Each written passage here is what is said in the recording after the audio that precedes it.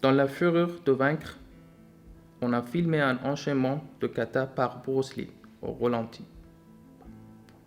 Il paraît que ce n'est pas pour le goût de l'effet, mais uniquement parce que Bruce était capable de donner un coup à une telle vitesse Que la caméra n'avait pas le temps de l'enregistrer.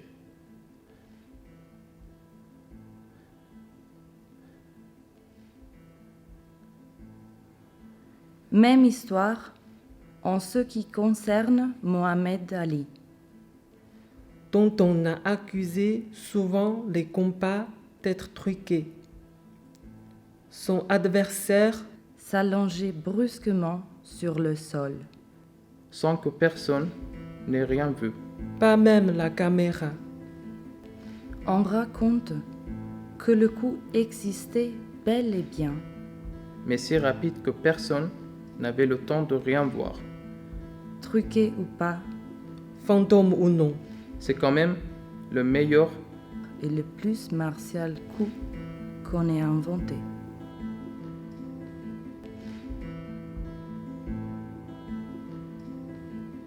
Moi, j'ai l'impression que c'est notre état normal, qu'on est fait pour cela et j'ai peur. Si tu décolles, c'est fichu. Je ne tiendrai pas. Je me refroidirai comme un radiateur qu'on a fermé et je mourrai de froid.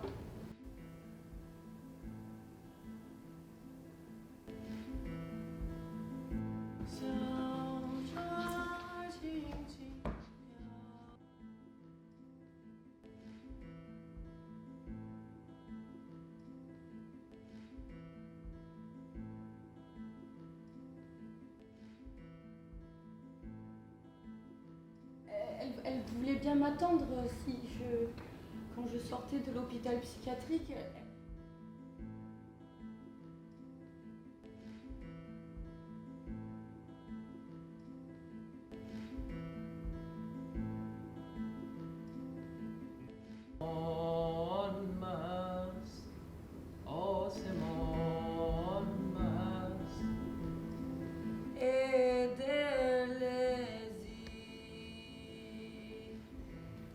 Dans la fureur de vaincre, on a filmé un enchaînement de kata par Bruce Lee au ralenti.